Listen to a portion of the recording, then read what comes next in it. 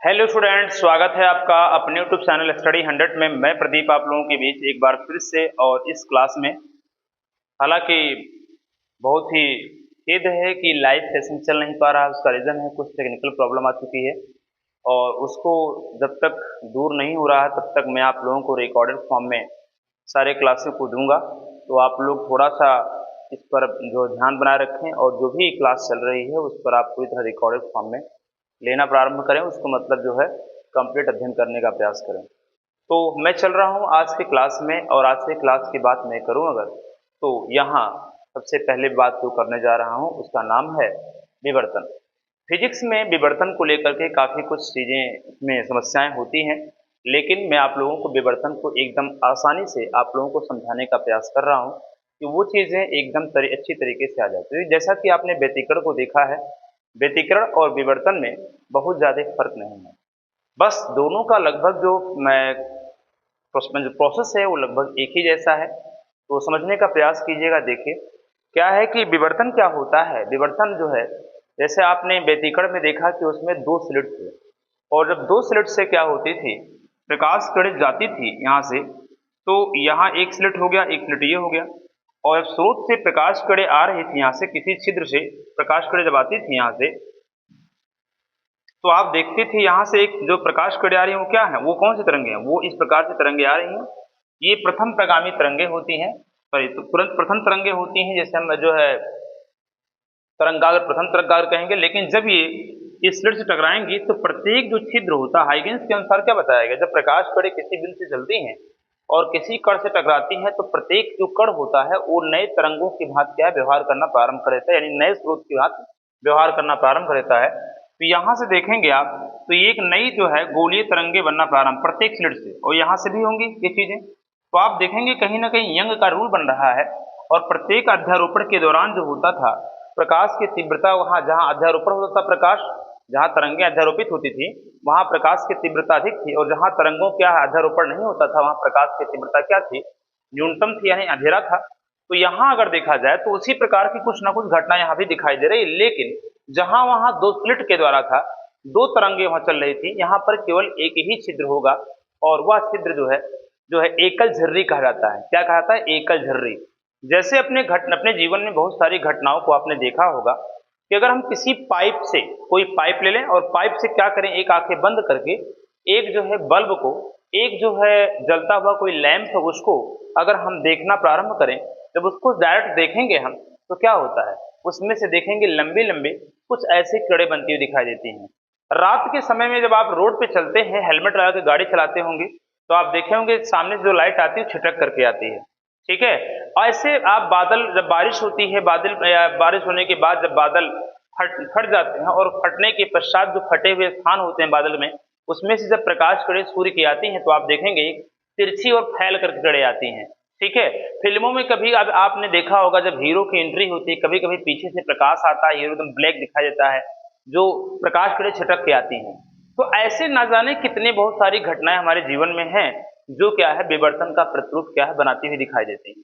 यानी जब कभी भी किसी भी स्रोत से प्रकाश किरणें चलती हैं और किसी छिद्र से गुजरती हैं, छिद्र मतलब कोई पाइप हो, कोई जो है झर्री हो, कोई सूक्ष्म स्थान हो, ठीक है, जब वहां से प्रकाश किरणें गुजरती हैं तो जो प्रकाश किरणें छिद्र के बीच से पड़ती हैं वो तो सीधे निकल जाती हैं, वो तो क्या होंगे, सीधे निकल जाएंगे, वो सीधे निकल जाएंगी।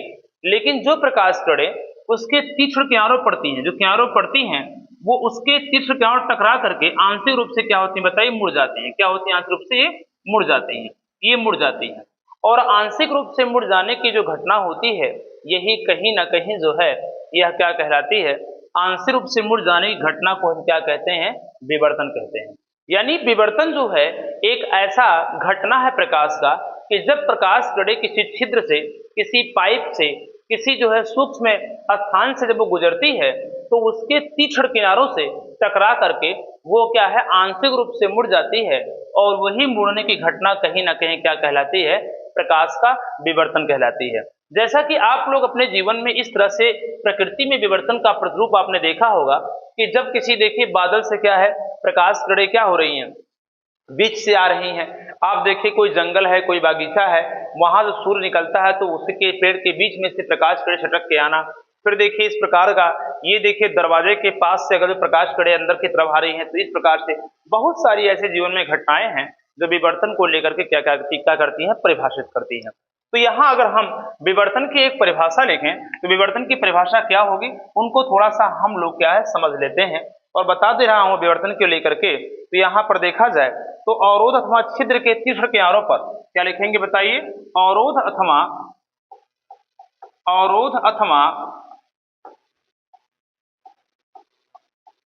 छिद्र के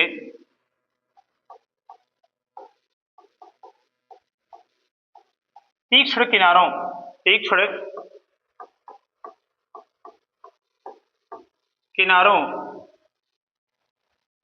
से अवरोध अथवा छिद्र के तीक्ष्ण किनारों पर प्रकाश के आंशिक रूप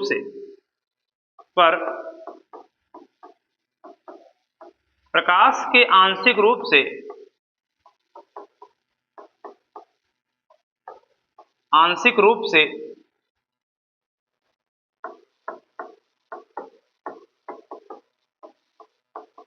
मुड़ने की घटना को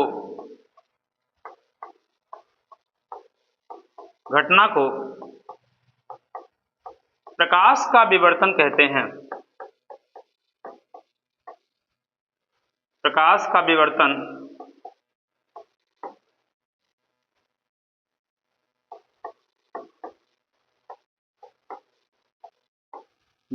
कहते हैं।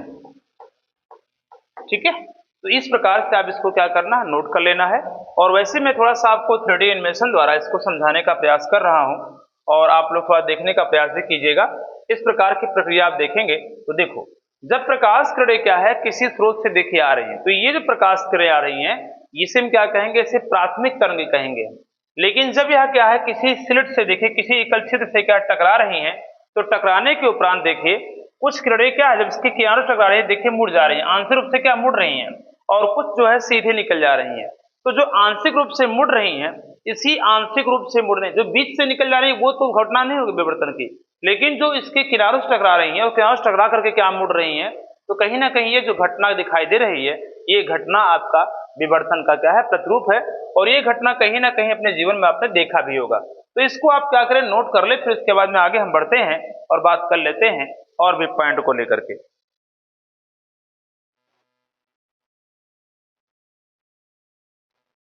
आइए देखिए, अब हम बात कर लेते हैं विवर्तन को। देखा जाए तो कहीं ना कहीं इसमें जो है विवर्तन की बात मैं करूं तो एक चीज और बता दे रहा हूं आप लोगों को कि विवर्तन क्या है, एक व्यतिकरण की भांति जो है ये तरंग को प्रदर्शित करने का, यानी प्रकाश की प्रकृति का एक जो है प्रकाश की प्रकृति को क्या है प्रदर्शित करता है कि प्रकाश में जिस प्रकार से परावर्तन होता है, जिस प्रकार से अपवर्तन होता है, व्यतिकरण होता है, विवर्तन होता है, क्या है वर्ण विक्षेपण होता है, उसी प्रकार से प्रकाश की एक घटना और हुई होती है, उसका नाम विवर्तन भी है। तो विवर्तन को अगर हम बात करें या व्यतिकरण को लेकर बात करें, परावर्तन, अपवर्तन, वर्ण विक्षेपण को लेकर बात करें, प्रकाश के प्रकीर्णन को लेकर बात करें, तो कहीं ना कहीं ये प्रकाश के तरंग प्रकृति को प्रदर्शित कर रहा है। और तरंग प्रकृति में कहीं ना कहीं यहाँ पर कोई कला को हम लेकर के बात नहीं करेंगे, ये हम नहीं ध्यान देंगे यहाँ पर कि प्रकाश की कला कैसी होती है, वो अनुप्रस्थ है या अनुदैर्ध्य है, इसके विषय में हम किंचित मात्र का कोई भी चिंता नहीं करेंगे वहां पर। कारण यह है कि अगर आप इसको लेकर के बात करें तो कहीं ना कहीं यहां पर तरंग की कला को कोई बात ही नहीं किया गया है। अब वो जो है प्रकाश किरण अनुप्रस्थ में आ रही है या अनुदैर्ध्य में आ रही हैं, इसका कोई मतलब नहीं है। प्रकाश किरण अनुदैर्ध्य में है या अनुप्रस्थ में है, कोई मतलब नहीं है, क्योंकि यहाँ तरंग को लेकर के बात की गई। यहाँ पर जो है टकरा करके मुड़ना, अध्यारोपण होकर के प्रकाश की तीव्रता अधिक होना या न्यूनतम होना, बात हो रही है व्यतिकरण को, किसी चिकने तल से प्रकाश का गिरना फिर वापस लौट आना, परावर्तन को लेकर बात हो रही है। अनंत से आती प्रकाश किरणें वायुमंडल में उपस्थित धूल कण से टकरा कर इधर उधर बिखरना, प्रकीर्णन की बात हो रही है। ठीक है, प्रकाश किरणों का किसी प्रिज्म से टकरा करके 7 रंगों में या अपने अवयवी रंगों में क्या विभक्त हो जाना, वर्ण विक्षेपण को लेकर बात हो रही है। तो कहीं ना कहीं ये सब जितनी भी चीजें हैं टोटल, इसमें कभी भी हम कला को लेकर के बात नहीं करते हैं कि प्रकाश की कला अनुप्रस्थ है या प्रकाश की कला अनुदैर्ध्य है, बिल्कुल बिल्कुल कुछ नहीं। लेकिन जब एक घटना और उसकी आती है, उसका नाम ध्रुवण है, और ध्रुवण जो कि अगला चैप्टर हमारा है, ध्रुवण की लेकर जब बात करूंगा मैं, तो ध्रुवण में एक प्रतिबंध हो जाता है कि ध्रुवण की व्याख्या तभी हो सकती है जब प्रकाश अपने पथ में लंबवत चल रहा हो। कैसे चल रहा हो? लंबवत चल रहा हो। तो लंबवत चलने के कारण वो कभी ना कभी क्या है, ऐसी स्थिति उसमें आ जाती है। ठीक है, तो वहां ध्रुवण की व्याख्या करने के लिए हमको लंबवत प्रकाश चाहिए, और लंबवत प्रकाश अगर है और उसमें ध्रुवण की व्याख्या है तो निश्चित है वो अनुप्रस्थ होगी, अनुदैर्ध्य कभी नहीं हो सकती। और इसी आधार पर ध्रुवण की व्याख्या होने के कारण, ध्रुवण की उसमें प्रकृति पाए जाने के कारण ही बताया गया है कि प्रकाश की जो कला होती है वो कैसी होती है, अनुप्रस्थ होती है।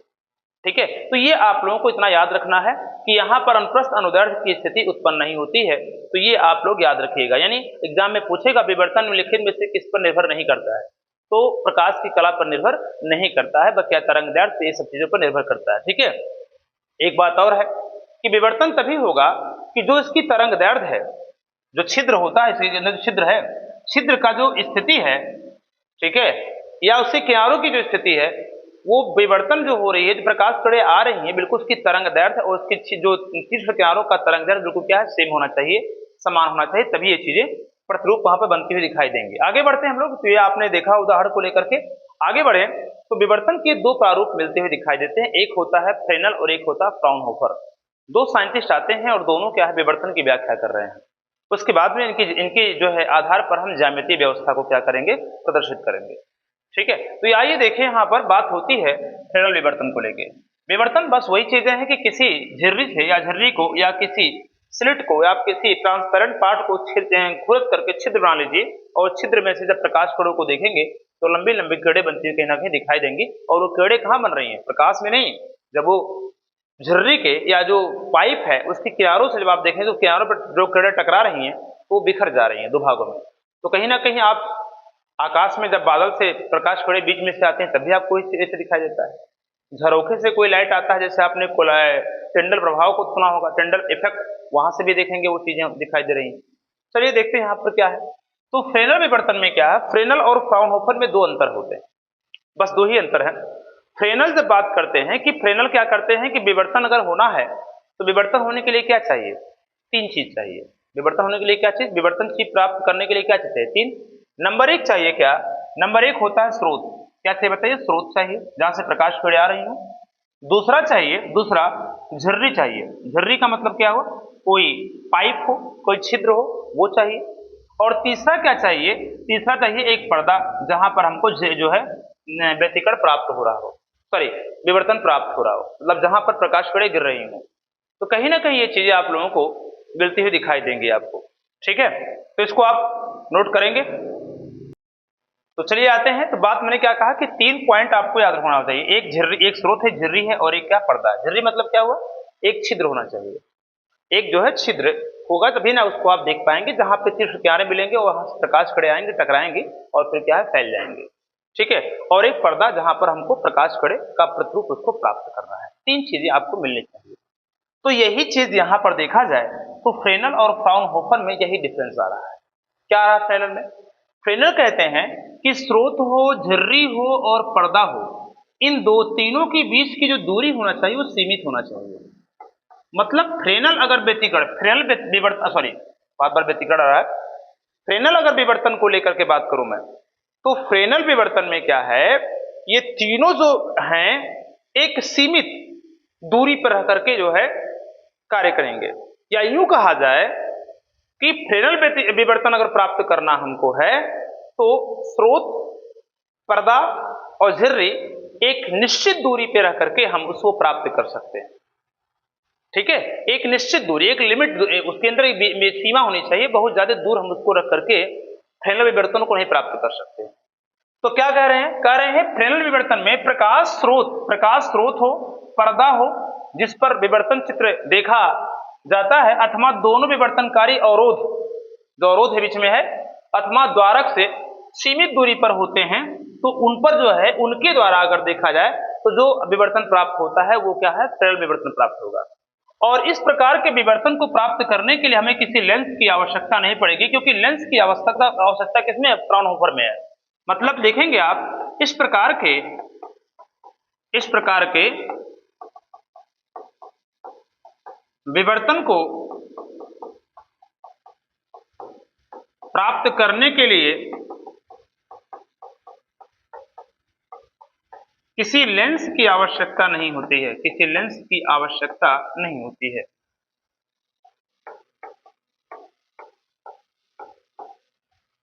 आवश्यकता नहीं होती है, ठीक। इस प्रकार के विवर्तन को प्राप्त करने के लिए किसी लेंस की आवश्यकता नहीं होगी, क्योंकि ये सीमित दूरी है, एक निश्चित लिमिट है उसके बीच में, बहुत ज्यादा दूर रख करके हम इसको प्राप्त नहीं कर सकते। तो इनको आप नोट कर लें, ठीक है। एक सीमित अगर दूरी से स्रोत अगर छोटा क्या नजदीक है, पर्दा भी नजदीक है और उनके बीच में छिद्र भी काफी अगर दूरी पे नहीं है, तो वहां पे जो विवर्तन प्रतिरूप आप देख पाएंगे वो कौन सा देख पाएंगे? फ्रेनेल विवर्तन प्रतिरूप देख पाएंगे, ठीक है। तो यहां आप इसको नोट करेंगे। फिर आगे हम बढ़ते हैं और बात कर लेते हैं फ्राउनहोफर को लेकर के, और फ्राउनहोफर के द्वारा ही इसकी क्या होगी, ज्यामितीय व्यवस्था क्या है बात होगी, ठीक है। चलो आते हैं, बात कर लेते हैं, यहाँ पर बात कर लेते हैं फ्राउनहोफर को लेकर।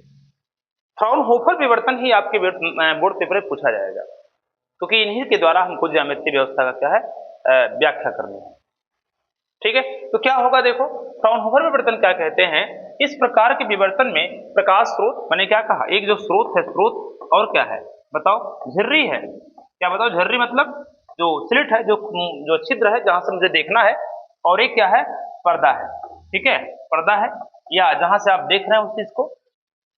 तो इस प्रकार के विवर्तन में प्रकाश स्रोत तथा पर्दा विवर्तनकारी अवरोध अथवा द्वारक से प्रभावी रूप से क्या है, अनंत दूरी पर होना चाहिए। मतलब अगर बहुत दूर है, सूर्य है, चंद्रमा है, तारे हैं, बहुत दूरी तक कोई लाइट जल रहा है, कोई जो है बिजली जल रही है, तो उनका अगर विवर्तन मुझे प्राप्त करना है, तो उसके लिए हम फ्राउनहोफर, मतलब बहुत काफी दूरी पर कोई चीज है तो उसको अगर वहां से विवर्तन प्रतिरूप देखना है, तो वो जो विवर्तन प्रतिरूप दिखाई देगा वो कौन सा होगा, फ्राउनहोफर होगा। लेकिन सुनने का प्रयास कीजिएगा, लेकिन क्या है, यहाँ पर एक प्रतिबंध है। प्रतिबंध ये है, फ्राउनहोफर ने कहा है कि अगर अनंत दूरी का कोई चीज है या फिर बहुत दूर कोई स्रोत है और उसका मुझे विवर्तन प्रतिरूप अगर प्राप्त करना है, तो मुझे उसके लिए किसकी आवश्यकता होगी, लेंस की आवश्यकता होगी। कौन से लेंस, उत्तल लेंस की आवश्यकता होगी। तो उन्होंने क्या किया है, अपने विवर्तन प्रतिरूप प्राप्त करने के लिए उन्होंने क्या किया है, एक उत्तल लेंस की क्या है व्यवस्था की है, और उत्तल लेंस को उन्होंने क्या लगाने का प्रयास किया है। तो मतलब फ्राउनहोफर लिखेंगे, आप लिखेंगे इसमें इस प्रकार का विवर्तन प्रतिरूप प्राप्त करने के लिए, प्रतिरूप जो है प्राप्त करने के लिए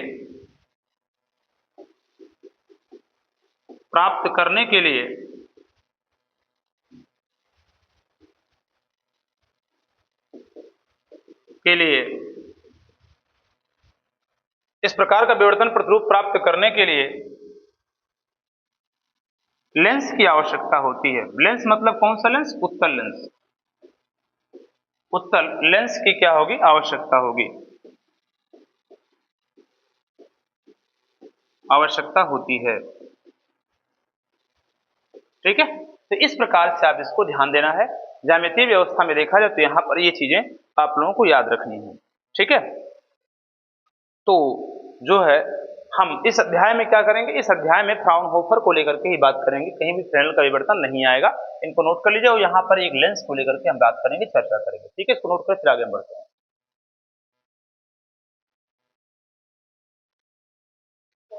आइए देखिएगा, तो आगे बढ़े हम लोग, बात कर लेते हैं अब यहाँ पर एकल झिर्री के कारण प्रकाश का विवर्तन। कुछ दिखाई दे रहा है आप लोगों को, एकल झिर्री द्वारा प्रकाश का विवर्तन। अब एकल झिर्री से क्या है, देखो ध्यान से, इसमें हम क्या लेते हैं, कोई बायोलॉजिकल एक जो है स्लिट लेंगे, एक क्या लेते हैं, बायोलॉजिकल जो है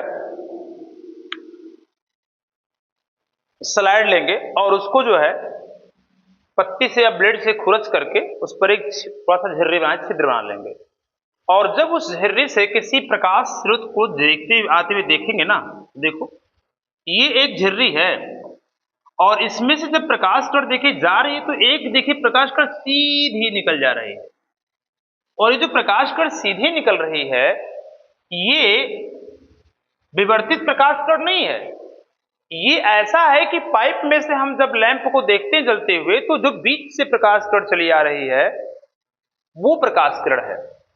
और जो प्रकाश कण इसके तीक्ष्ण किनारों पर पड़ रहा, देखिए वो क्या है, मुड़ जा रहा है, मुड़ जा रहा ना। और मुड़ने के पश्चात देखिए सबसे ऊपर रेड और सबसे नीचे बताओ क्या है, बैगनी मिल रहा है। यानी कहीं ना कहीं विवर्तन का प्रतिरूप अगर देखें तो रेनबो का भी स्थिति अगर देखा है तो विवर्तन का प्रतिरूप बनता हुआ दिखाई देता है। ठीक है, यानी जो किनारों पर पड़ रहा है प्रकाश कण वो देखिए तिरछा आंशिक रूप से क्या मुड़ रहा है, और मुड़ने के पश्चात जो ये मुड़ा हुआ प्रकाश किरण है कहीं ना कहीं यही जो मिल रहा है इसे क्या कहेंगे हम, इसे हम विवर्तित प्रकाश कहेंगे। और वैसे आप देखेंगे जैसे जैसे हम क्या है इस बीच से इधर जाएंगे, इस बीच से इधर जाएंगे तो यहां प्रकाश की तीव्रता क्या अधिकतम है, यहां प्रकाश की तीव्रता क्या अधिकतम है, यहां प्रकाश की तीव्रता थी। लेकिन जैसे से किनारों की तरफ बढ़ेंगे हम प्रकाश की तीव्रता क्या मिलती जाएगी, न्यूनतम मिलती जाएगी। यानी अगर इस पर हम एक ग्राफ खींचना प्रारंभ करें तो ग्राफ हमको इस प्रकार से मिलेगा, इस प्रकार से मिलेगा, देखो ऐसे ग्राफ मिलेगा। कहने का मतलब ये जो है मुख्य उच्चिष्ट है, इसे क्या कहते हैं, मुख्य उच्चिष्ट कहेंगे।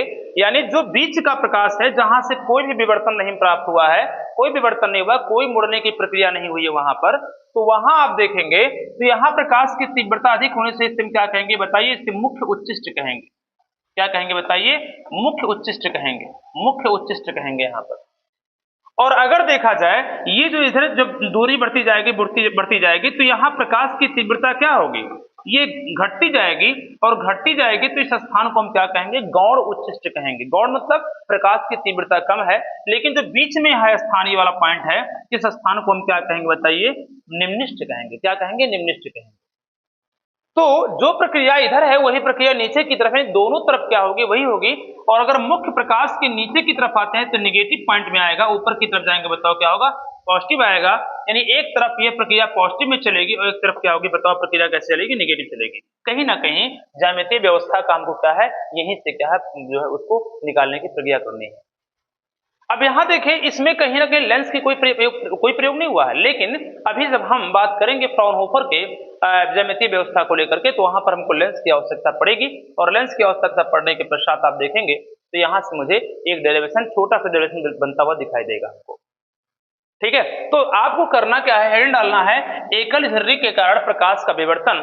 तो यहां पर आपको लिखना रहेगा कि जब किसी हम झर्री से, जब हम किसी क्या है स्लाइड से, जब किसी हम छिद्र से, जब किसी स्रोत से आती प्रकाश किरणों को देखते हैं तो वहां पर जो किरणें क्या है इसके मध्य बिंदु से होकर गुजरती हैं वो सीधी निकल जाती हैं, लेकिन जो इसके किनारों पड़ती हैं वो आंशिक रूप से क्या है, मुड़ जाती हैं। और आंशिक रूप से मुड़ जाने की घटना ही क्या है, एकल झर्री द्वारा क्या विवर्तन प्रतिरूप है। एकल झर्री द्वारा क्या है, वो विवर्तन का प्रतिरूप है। तो ये आपको ध्यान देना है, इतना आपको लिख लेना है। अब इसके बाद में क्या है, इसकी ज्यामितीय व्यवस्था मिलेगी हमको। अब ज्यामितीय व्यवस्था को हमको समझना है, थोड़ा समझने का प्रयास कीजिएगा।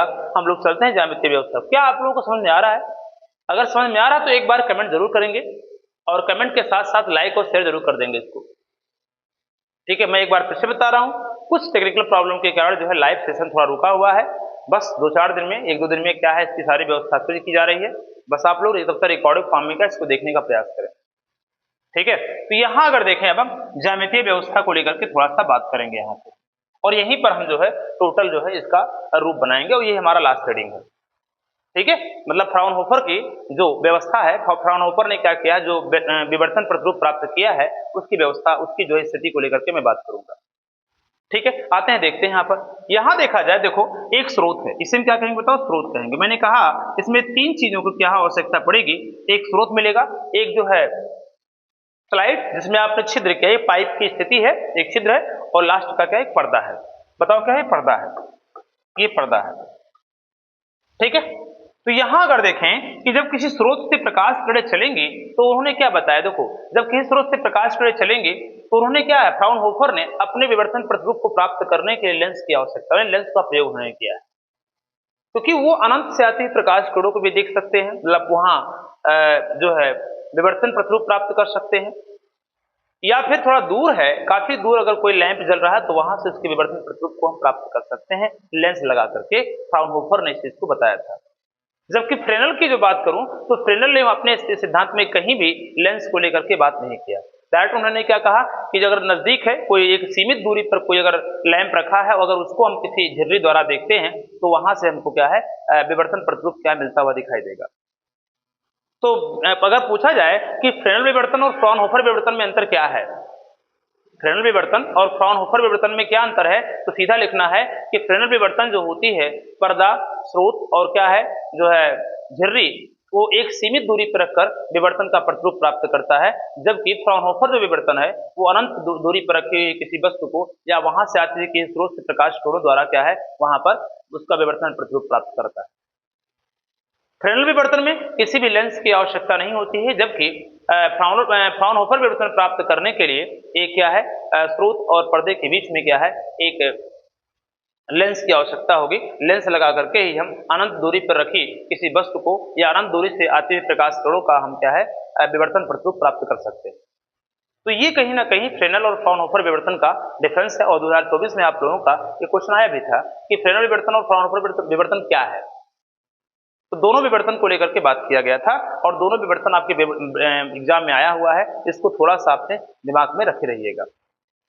ठीक है, तो चलते हैं हम लोग बात करते हैं। मैंने कहा कि ये जो ज्यामितीय व्यवस्था ये वाला और जो हमने व्यतिकरण में सॉल्व किया है वो मतलब फ्रिंज चौड़ाई को लेकर के, अगर ये आएगा तो वो नहीं आएगा और वो आएगा तो वो ये नहीं आएगा, दोनों में से किसी को आना फिक्स है, एग्जाम में कोई काट नहीं सकता। इसलिए आप लोग दोनों को तैयारी पे बनाए रखिएगा और मैं एकदम 100% इस चीज को कह रहा हूँ कि आना है और आना है निश्चित। ठीक है, तो यहां हमको क्या करना है, आगे बढ़ना है और बात कर लेना है इसकी ज्यामितीय व्यवस्था को लेकर के। तो ज्यामितीय व्यवस्था में क्या है, देखो एक स्रोत है और स्रोत क्या है, एक जो है झिर्री है और एक क्या है पर्दा है।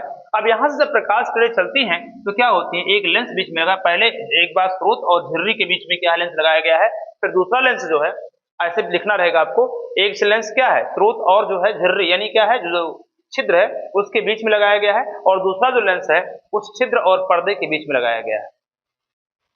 जब प्रकाश स्रोत जब आती है, ये जो प्रकाश स्रोत आ रही है, जब प्रकाश स्रोत आ रही है जब पहले लेंस से टकराएगी तो अपवर्तित होकर के क्या होगी, ये झिर्री पर गिरेगी, झिर्री से जाएगी और जब झिर्री पे जाएगी तो इसका तीक्ष्ण किनारा तो दिख रहे ना यहाँ से, तो यहां से देखा जाए तो कुछ प्रकाश किरणें क्या होंगी, सीधे निकलेंगी, यहां से देखिए सीधे निकल जाएंगी, और जो सीधे निकल रही हैं वो कहीं ना कहीं जाकर के बिंदु O पर मिलेंगी। कहां मिलेंगी बताओ, बिंदु O पर मिलेंगी, मिलेंगी ना बिंदु पर।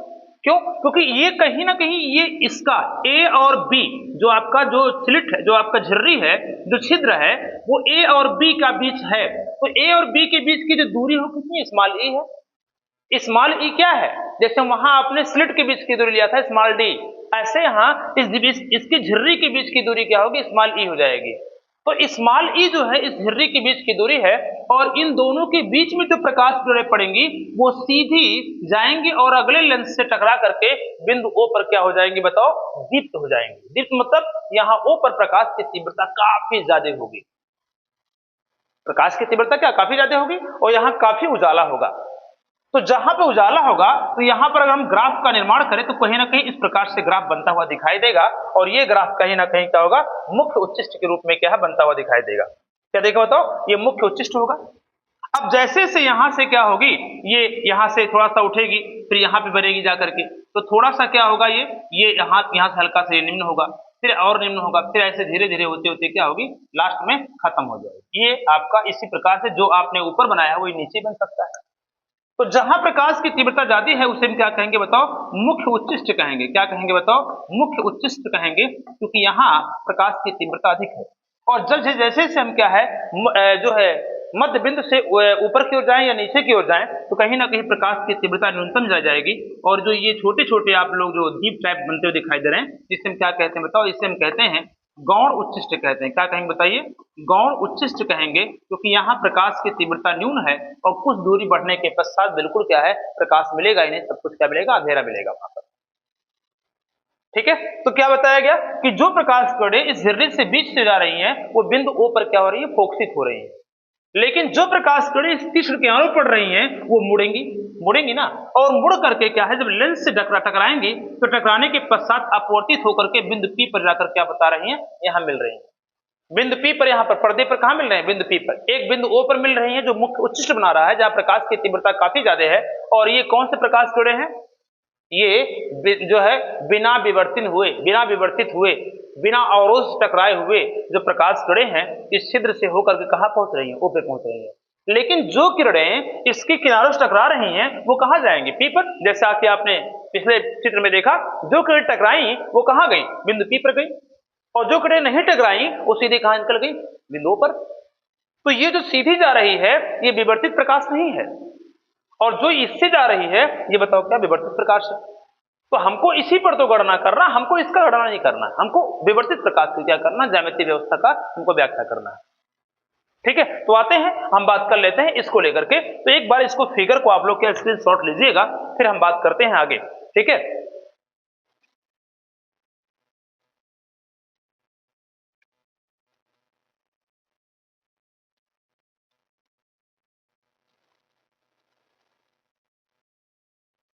चलिए आइए, तो देखिए जरा अब यहां पर क्या करना है, देखो ध्यान से।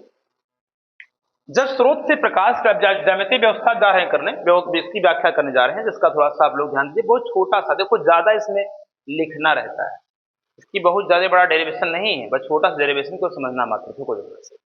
जब स्रोत से प्रकाश किरणें चल रही हैं तो इस लेंस से टकराएंगे और इस लेंस से अपवर्तित होकर यहां से जा रही हैं। हाइगेंस ने क्या कहा? हाइगेंस ने कहा कि जब प्रकाश किरणें किसी स्रोत से निकलती हों और जब किसी कण से टकराती हों, तो कण से टकराने से पहले जो प्रकाश किरणें होती है उसे हम क्या कहेंगे? प्रथम तरंगिका कहेंगे। लेकिन जब वो कण से टकराती है तो प्रत्येक कण कंपन करने लगते हैं और वहां से नई तरंगें बनना प्रारंभ हो जाती हैं। अर्थात ये हुआ कि जो प्रकाश कण से टकरा रही है, तो कण से टकराने के पश्चात जो प्रत्येक कण है वो नए स्रोत का क्या है, कार्य करना प्रारंभ कर दे रहा है, क्योंकि उसके आगे जो तरंगे बढ़ेंगी उस कण के कारण बढ़ेंगी। इसलिए जो कण के कारण आगे तरंगे बढ़ रही हैं वो कौन सी तरंगे होंगी बताइए? वो तरंगे द्वितीयक तरंगिकाएं होंगी। कौन सी होंगी? द्वितीयक तरंगिकाएं होंगी। तो यहां देखा जाए हाइगेंस के सिद्धांत अनुसार जब झिर्री से प्रकाश किरण टकराती है तो यहां से नई तरंगे यानी नई द्वितीयक तरंगिकाएं बनने प्रारंभ होती हैं। कुछ जो किरणें होती हैं इससे टकरा करके सीधी निकल जाती हैं, जो बिंदु O पर क्या होती हैं? प्रतिबिंबित होती हैं, बिंदु O पर प्रतिरूप होती हैं, और वह जो स्थान होता है यहाँ दीप्त बैंड बनती है, और इस दीप्त बैंड को हम क्या कहते हैं? मुख्य उच्चिष्ट कहते हैं। लेकिन जो किरणें इस तीक्ष्ण किनारों पर पड़ती हैं, उस किनारों पर टकराती हैं, तो वो थीटा कोण पर क्या होती हैं? मुड़ जाती हैं, और मुड़ने के पश्चात क्या होती हैं? यहाँ पर अलग अलग कलाओं में अलग अलग भिन्न भिन्न दूरी चलेंगी, अलग अलग कलाओं में चलेंगी, और कहाँ पहुंचती हैं? बिंदु P पर पहुंचती है। ठीक है, अब देखो यहां से A से लेके P की जो दूरी है और B से लेकर के जो P की दूरी है, दोनों की डिस्टेंस क्या अलग अलग है कि नहीं? है ना? तो ऐसे कंडीशन में हम क्या करते हैं? AP और BP में क्या करते हैं? बराबर दूरी लेकर के इस पर BP पर क्या करते हैं? एक लंब डालते हैं। हम क्या करते हैं बताओ? BP पर क्या करते हैं? लंब डाल देते हैं। तो जब BP पर एक लंब डालेंगे तो बताओ BK क्या बनेगा? इसका पथांतर बनेगा। क्या बनेगा? इसका भी पथांतर। यानी हमने क्या किया है, जो है चूंकि लिखेंगे बिंदु P पर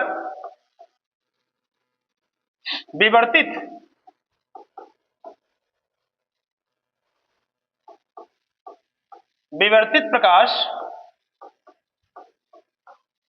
अलग अलग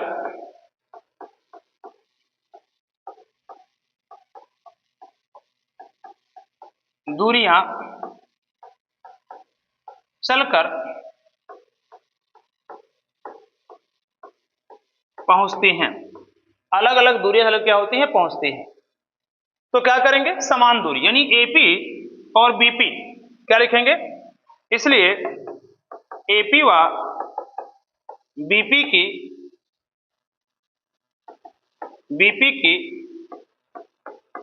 दूरी समान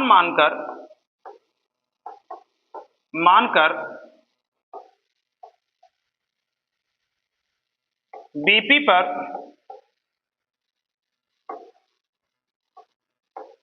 पर एक लंब क्या डालते हैं बताओ? AK डालते हैं। AK लंब है, AK लंब डालते हैं। अतः अब क्या होगा बताइए? अतः क्या होगा? अब AP और KP दोनों क्या होंगे? आपस में बराबर हो जाएंगे। क्या होगा? AP और KP क्या होंगे? बराबर हो जाएंगे। अतः क्या लिखेंगे? अतः इनके बीच का पथांतर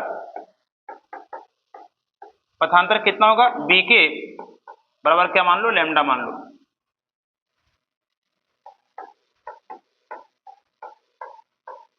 ठीक है, इतना हो जाएगा, इनके बीच का पथांतर क्या हो जाएगा, बी के लैम्डा हो जाएगा, इसको क्या मान लो, लैम्डा मान लो। अब इसी के आधार पर हमको क्या करना, देखो यहां 90 डिग्री आपने क्या बनाया है, कोण बनाया है, और ये देखिए ये भी थीटा कोण बनेगा त्रिभुज। तो एक त्रिभुज बन रहा है, ए बी के बन रहा है कि नहीं बताइए, ए बी के बन रहा है। तो यहां पर आप देखेंगे, यहां पर आप देखेंगे क्या, देखिए जरा ध्यान से। अब यहां पर जो है, जब यहां से प्रकाश किरणें चलेंगी तो बिंदु ओ पर जब पहुंचेंगी, तो बिंदु ओ पर जब पहुंच रही है तो वहां पर क्या होगा, वहां मुख्य उच्चिष्ट बनाएंगे। यहां प्रकाश की तीव्रता थी क्योंकि यहां क्या है, मुख्य उच्चिष्ट बनाएंगी, और जो प्रकाश इससे विवर्तित हो रही है वो बिंदु कहां जा रही है, बी पर जा रही है, और यहाँ पर गौण उच्चिष्ट या यहाँ पर निम्निष्ट बनना प्रारंभ हो जाए। गौण उच्चिष्ट का मतलब होता है वहां पर प्रकाश की तीव्रता कम पहुंच रही है, उससे हम क्या है, प्रथम निम्निष्ट कहेंगे। ठीक है, तो इस प्रकार से यहाँ पर क्या करना है, उस चीज को ध्यान देना है। ठीक है, तो प्रथम निम्निष्ट की स्थिति के लिए क्या करेंगे, आप लिखेंगे ऐसे, क्या लिखेंगे, प्रथम निम्निष्ट, प्रथम निम्निष्ट की स्थिति के लिए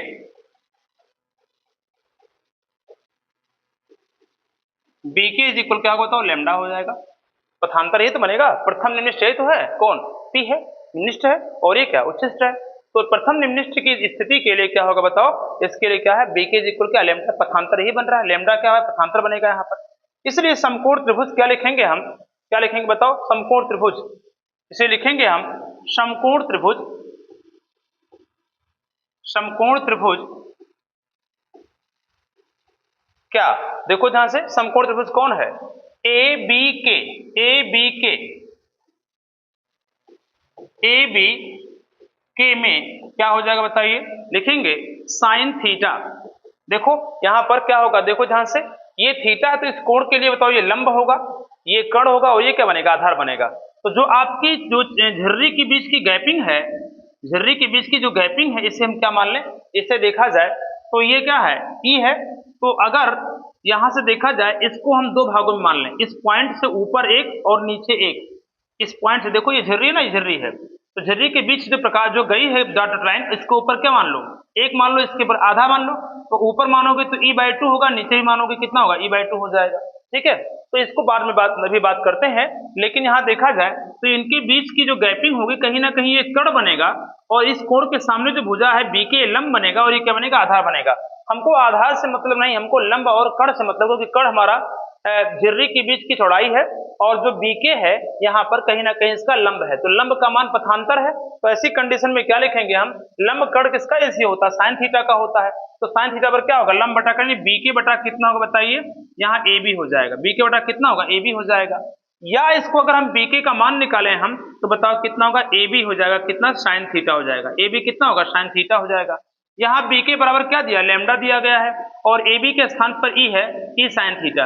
ई क्या है बताओ, ई जो है झिर्री की चौड़ाई है, ई क्या है बताओ, झिर्री की चौड़ाई है। तो इस प्रकार से आप लोग क्या करना, यहाँ पर देखना है, तो यहाँ पर इसको आप लिख सकते हैं। ठीक है, इसको आप लिख सकते हैं, इसका फार्मूला बन जाएगा। ठीक है, अब यहाँ देखा जाए,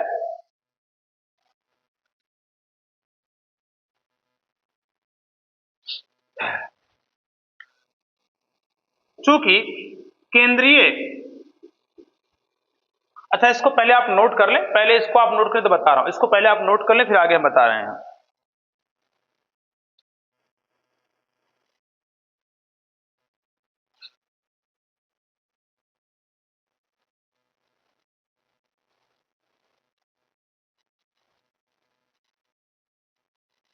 आइए अब देखिए ध्यान से, अब यहां पर थोड़ा सा मैं इस चीज को आप लोगों को संशोधन कर दो, यहाँ पे कर दूं। देखो अब यहां से देखो, अगर मान लीजिए इसको मैं थोड़ा सा इसको आगे जाता हूं, एक स्टेप और आगे जाता हूं। देखो ये हमारा क्या था, झिर्री थी, जिसके बीच की गैपिंग बताओ कितना, ई है, और ये पर्दा है।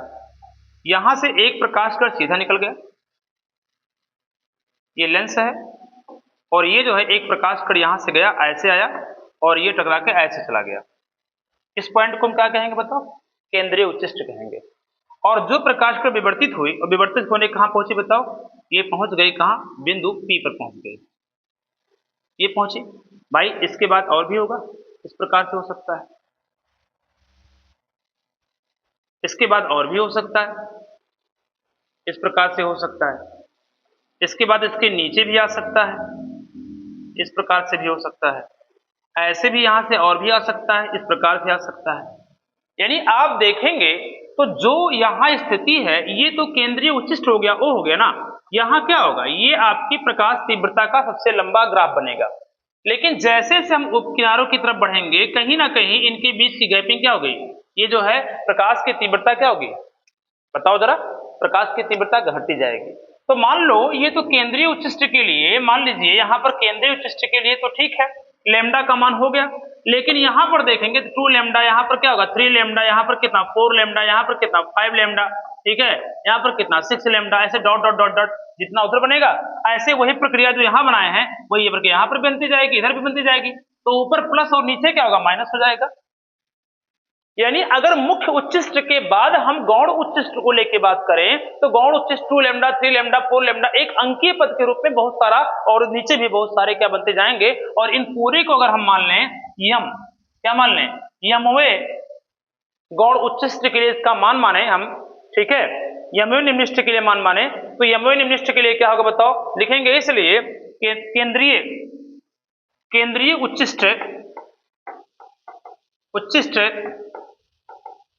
के पश्चात केंद्रीय उच्चिष्ट के दोनों ओर यम में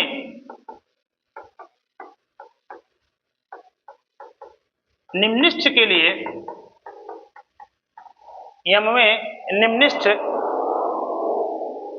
के लिए क्या हो जाएगा समीकरण, यहां पर क्या बन जाएगा समीकरण, बन जाएगा आपका ई साइन थीटा इज इक्वल हो जाएगा प्लस माइनस यम लेमडा हो जाएगा। जहां क्या लिखेंगे आप, जहां लिख देंगे, जहां यम इज इक्वल होगा 2 3 4 डॉट डॉट डॉट डॉट, इस प्रकार से आप करते जाएंगे। जैसे आप जो है व्यतिकरण में पढ़े थे आप कि तीसरे दीप्त के लिए, चौथे दीप्त के लिए, तीसरे दीप्त के लिए, दूसरे दीप्त के लिए, पांचवें दीप्त के लिए, 10वें दीप्त के लिए पढ़े थे आप ना। इसी प्रकार से यहां पर क्या होगा, केंद्रीय उच्चिष्ट के बाद ऊपर और नीचे देखेंगे तो क्या मिलेगा, निम्निष्ठ ही तो मिलेगा। इस केंद्रीय उच्चिष्ट के बाद ऊपर जाएंगे और नीचे जाएंगे तो क्या मिलेगा, निम्निष्ठ मिलेगा। तो 5वें निम्निष्ठ के लिए, दूसरे निम्निष्ठ के लिए, तीसरे निम्निष्ठ के लिए क्या करेंगे आप, यहां पर इसके द्वारा इसका जो है मान निकालेंगे, आप तरंग दैर्घ्य निकाल सकते हैं, उनके बीच का कोण निकाल सकते हैं, और क्या निकाल सकते हैं, फ्रिंज की, सॉरी स्लिट की, या फिर क्या है झर्री की चौड़ाई भी आप वहां से निकाल सकते हैं। ठीक है, तो इस प्रकार से आगे बढ़े हम लोग। तो यहां पर आप जो है इसको आप नोट कर लेंगे, यहां पर आप पूरी तरह इसको नोट कर लेंगे। तो यहां पर ये चीज देखिए जरा, तो ये निम्निष्ठ के लिए हो गया। अब बात होती है यहां पर कि ये निम्निष्ठ के लिए होगा। अब निम्निष्ठ कौन होगा, निम्निष्ठ का मतलब हुआ कि ये पॉइंट निम्निष्ठ हो जाएगा। अब देखो ध्यान से, जब ये पॉइंट निम्निष्ठ है तो आप देखेंगे कि इसके बाद जो होगा, इसके बाद जो प्रकाश कण जा रही है गौण उच्चिष्ट के बाद, देखो यहां बीच में थोड़ी सी ऊंचाई बढ़ेगी, फिर यहां कम बढ़ेगी, फिर यहां थोड़ा और कम बढ़ेगी, फिर और कम बढ़ेगी। जैसे से आप दूरी बढ़ती जाएगी तो जो बीच का स्थान है यहां तो निम्निष्ठ है ही है, लेकिन जो इसके जो बीच का स्थान है ये बताओ क्या होगा, उच्चिष्ट होगा। उच्चिष्ट का मतलब प्रकाश की तीव्रता होगी, लेकिन कैसे होगी, धीमी होगी, प्रकाश की तीव्रता धीमी होगी। तो जहां प्रकाश की तीव्रता धीमी होगी उसे क्या कहेंगे बताइए, गौण उच्चिष्ट कहेंगे। क्या कहेंगे बताओ, गौण उच्चिष्ट। और इसे क्या कहेंगे, मुख्य उच्चिष्ट कहेंगे। ये केंद्रीय उच्चिष्ट है जहां पर प्रकाश बिना विवर्तित हुए पहुंच रहा है, और ये जो आपका है ये गौण उच्चिष्ट है जहां विवर्तन के पश्चात प्रकाश करें पहुंच तो रही है लेकिन धीमी। जैसे आप लोग इसमें देख सकते हैं, जैसे आप देख सकते हैं यहाँ पर प्रकाश करें यहाँ तो पहुंच रही हैं, लेकिन इनके बीच में जो प्रकाश करें आएंगी ये तो आपका बहुत मुख्य उच्चिष्ट हुआ, लेकिन इसके बाद जो आएंगी वो क्या होंगे, गौण उच्चिष्ट के रूप में आएंगे। नहीं, प्रकाश की तीव्रता तो होगी लेकिन मध्य से क्या होगी, थोड़ी कम होगी। तो अभी आपने क्या किया, अभी आपने निम्निष्ठ के लिए निकाला है, अभी आपने क्या किया है, इस निम्निष्ठ के लिए निकाला, लेकिन इस गौण उच्चिष्ट के लिए क्या करेंगे, अगर हम निम्निष्ठ में एक जोड़ दें तो क्या बन जाएगा बताओ, उच्चिष्ट, यानी गौण उच्चिष्ट में क्या होगा, परिवर्तित हो जाएगा। तो चलिए देखते हैं यहां पर क्या होगा, गौण यमवे गौण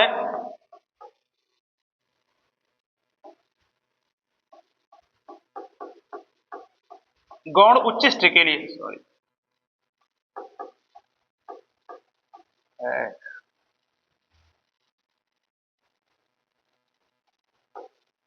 उच्चिष्ट के लिए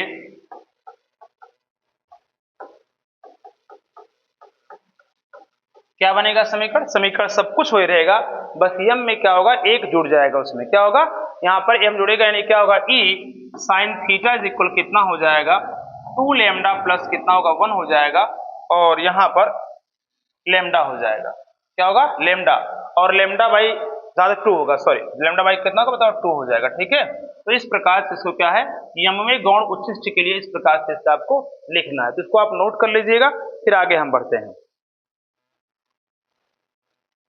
या एम बराबर कितना हो जाएगा, एम इज इक्वल हो जाएगा 1 2 3 डॉट डॉट डॉट, इस प्रकार से आप इसको नोट कर सकते हैं।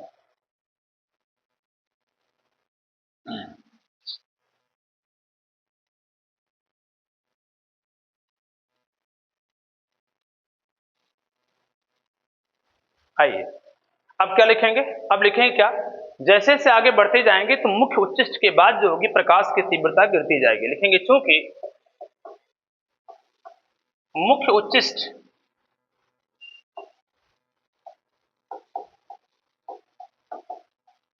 उच्चिष्ट के दोनों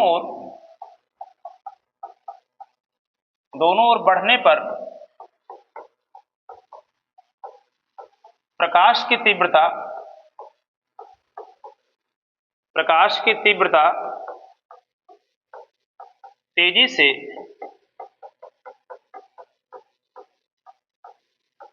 गिरती जाती है। अतः क्या लिखेंगे बताओ, प्रकाश की तीव्रता क्या होगी, तेजी से क्या होगी, गिरती जाएगी। इस स्थिति में क्या होगा, इनकी कोणीय स्थितियां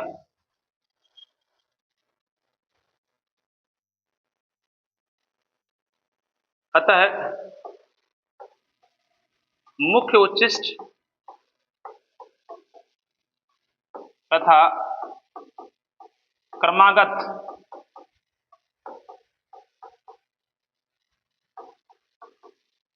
निम्निष्ठों की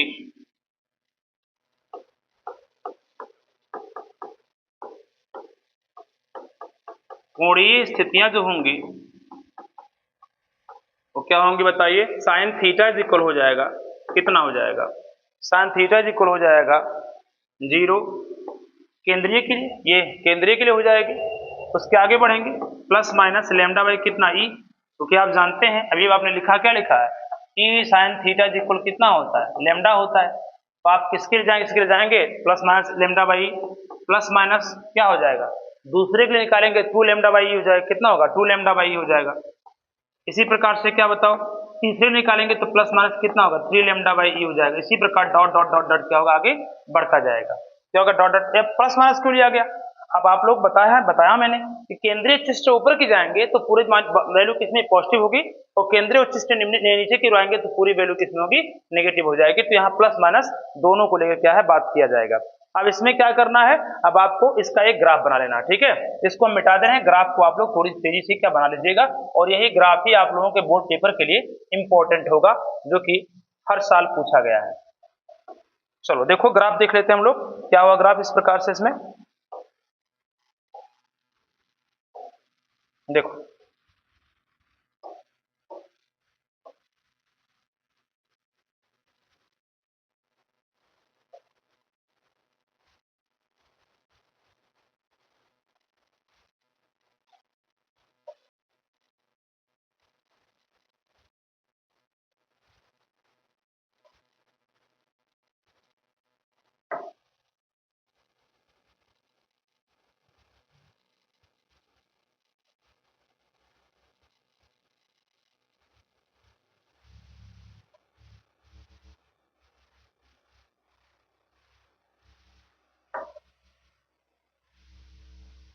यहां से उठेगा ये केंद्रीय उच्चिष्ट हो जाएगा,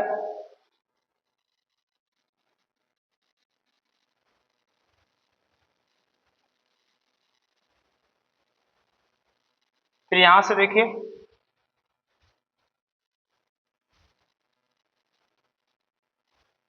इसी प्रकार इधर भी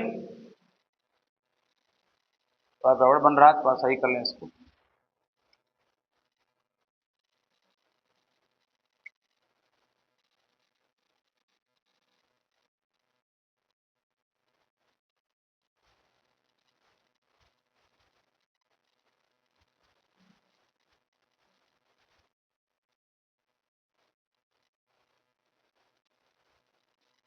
अब देखिए, तो ये जो आप देख रहे हैं इसे क्या कहेंगे, इसे कहेंगे मुख्य उच्चिष्ट कहेंगे, इसे मुख्य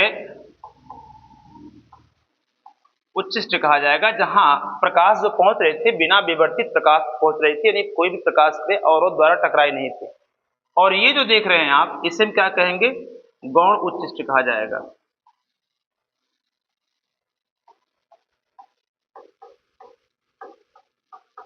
गौण उच्चिष्ट कहेंगे इसे, ठीक है।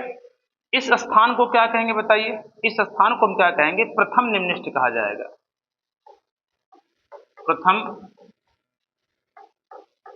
निम्निष्ठ, जहां प्रकाश की तीव्रता नहीं के बराबर है, ना के बराबर है। तो ये प्रथम निम्निष्ठ, द्वितीय निम्निष्ठ, तृतीय, ऐसे क्या होगा, निम्निष्ठों की स्थिति बढ़ती जाएगी। तो यहां पर अगर देखेंगे आप तो ये 0 होगा, इधर जाएंगे तो plus lambda by E, 2 lambda by ई,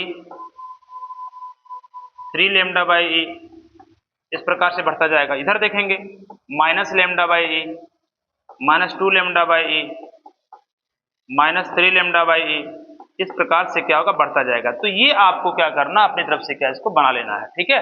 इसको आपको नोट करना है और इसी पर ही आपको क्या करना है, इसको ध्यान देना है। तो ये कंप्लीट हो जाए और इसको बाद में जरा इसको आप लोग नोट कर लीजिए, ये नोट कर लीजिए पहले, ये स्क्रीनशॉट तो हो गया होगा ना, इसका स्क्रीनशॉट ले लिया होगा आपने। चलो आगे देखें, इसको एक बार आप लोग स्क्रीनशॉट ले लें कंप्लीट। ये केंद्रीय उच्चिष्ट के यमोन निम्निष्ठ की बात हो रही है और ये गौण उच्चिष्ट को लेकर बात हो रही है, और ये जो है आपका क्रमागत निम्निष्ठों की कोणीय स्थितियों को लेकर के क्या है, बात किया गया। तो ग्राफ को आप लोग एग्जाम में भूलिएगा नहीं, इस चीज को बना लीजिएगा, ठीक है। अच्छा, अब हमारा जो है लास्ट हेडिंग आता है, उसका नाम है केंद्रीय उच्चिष्ट की कोणीय चौड़ाई। क्या होता है बताइए, एक लास्ट हेडिंग है इस आज का, हेडिंग डालिए जरा, लिख लेंगे केंद्रीय उच्चिष्ट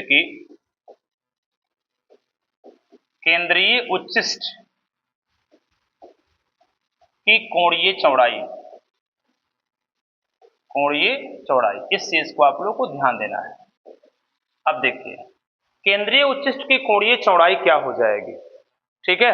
तो केंद्रीय उच्चिष्ट की कोणीय फैलाव के लिए थीटा इज इक्वल क्या लिखेंगे, लिखेंगे ऐसा,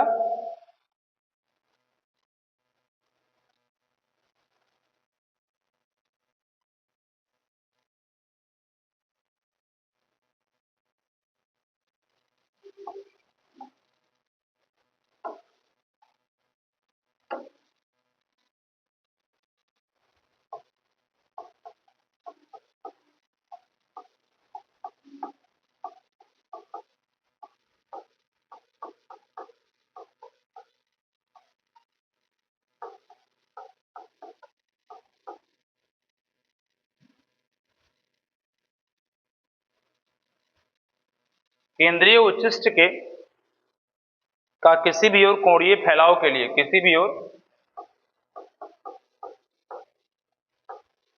कोणीय फैलाव के लिए theta is equal lambda by E होगा, ठीक। Theta is equal lambda by E होगा, इसलिए केंद्रीय उच्चिष्ट की दोनों ओर, ये लिखेंगे आप, केंद्रीय उच्चिष्ट के दोनों ओर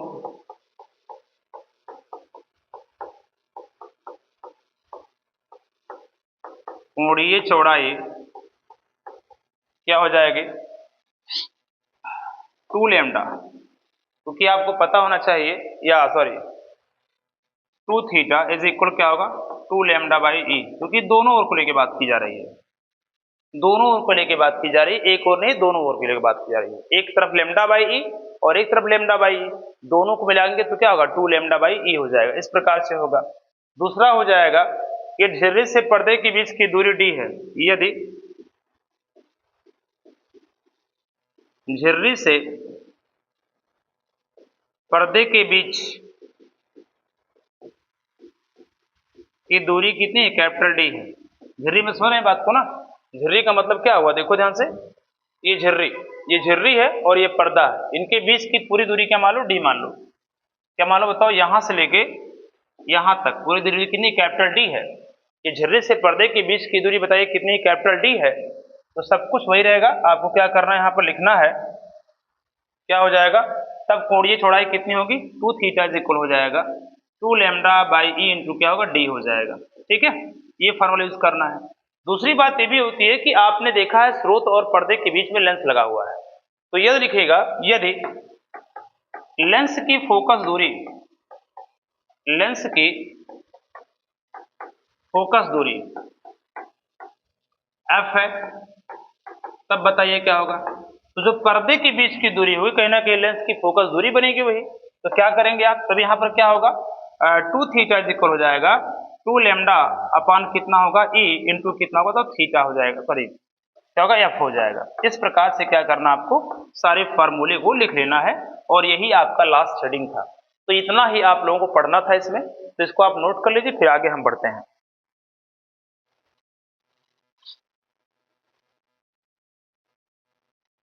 चलिए, तो ये रहा आज का क्लास, और आज का क्लास इतना ही। इसके बाद में फिर हम विवर्तन का पूरा जो सिलेबस है वो समाप्त हो चुका है। अब इसके बाद हमारा इसका न्यूमेरिकल लेकर के आएंगे, और इसमें पॉइंट था जो कि एनसीईआरटी द्वारा हटा दिया गया है, आप लोगों को उसमें बहुत ज्यादा नहीं पढ़ना, बस केवल आप लोगों को यही जो है एकल झर्रे द्वारा जो है प्रकाश का विवर्तन जो प्रतिरूप है, ये हर साल बोर्ड पेपर में पूछा गया, तो इसके लिए आप लोगों को बिल्कुल एकदम मेहनत करने की आवश्यकता है। और अगर सब कुछ सही रहा तो फिर कल आप लोगों का 1 शॉर्ट वीडियो आएगा, जिसमें हम बात करेंगे इलेक्ट्रोकेमिस्ट्री को लेकर के। और उसके बाद में आप लोग जो है, जब तक सही नहीं हो पा रहा तब तक भाई बहुत खेद मुझे है, और फिलहाल मैं प्रयास पूरी तरह से कर रहा हूँ तो वो चीज़ जल्दी सही हो जाए, जिससे कि आप लोगों का लाइफ सेशन स्टार्ट हो सके। चलते हैं, आज के लिए इतना ही, वापस मिलेंगे नेक्स्ट क्लास के साथ। तब तक के लिए धन्यवाद, नमस्कार।